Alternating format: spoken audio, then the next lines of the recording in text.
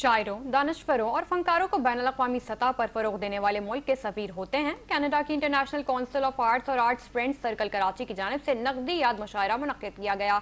ये मुशायरा डॉक्टर सईद वारसी और मोहम्मद नासिर की याद में हुआ। तफ़सीलात देखते हैं आसिफ शर्मिला की इस रिपोर्ट में।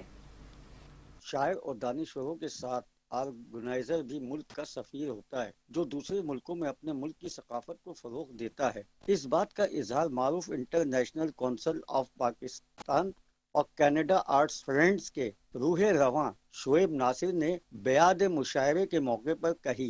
सबसे पहले तो मैं आर्ट्स काउंसिल ऑफ पाकिस्तान और ख़ास तौर पर अपने मोहतरम कायद जनाब अहमद शाह साहब का ममनून हूँ कि हमेशा की तरह इस बार भी जब मैंने उनसे दरख्वास्त की कि हम ये प्रोग्राम कहना चाहते हैं तो बिला तवक्कुफ़ उन्होंने फौरी तौर पर इजाज़त दी कि बिल्कुल करो और जिस तरह से भी लोग। मारूफ शायर मोहम्मद नासिर और डॉक्टर सईद वारसी की याद में एक तकरीब मुनक्किद हुई, जिसमें मेज़बानी के फ़राइज़ खालिद मोइन ने खुश उसलूबी से अंजाम देते हुए कहा कि डॉक्टर सईद वारसी और मोहम्मद नासिर ने पाकिस्तान को बहुत से गीत और गज़लें दी हैं। गुलूकार आज भी इनके लिखे हुए गीतों से मकबूल हैं, जिसमें आलमगीर, मोहम्मद अली शेखी, हसन जहांगीर सरे फहरिस्त हैं।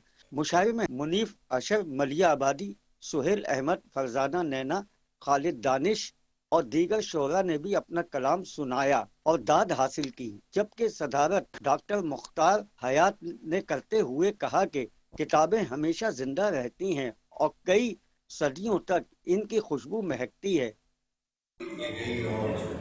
इस सिलसिले में मैं नासिर और तमाम बार इंतहाई शुक्रगुजार हूँ कि उन्होंने इन दो नाक़िल रोज़गार हज़रात की मुलाकात करने का एक सिलसिला पेश किया। आखिर में महमूद अहमद खान ने और शोएब नासिर ने तमाम शायरों और मेहमानों का शुक्रिया अदा करते हुए कहा कि हम कनाडा, अमेरिका में भी अपने वतन की शायरों, अदीबों, फनकारों के प्रोग्राम करके पाकिस्तान की सकाफत और तहजीब को फरोग देते हैं। आसिफ शर्मिला के साथ चैनल 5 कराची।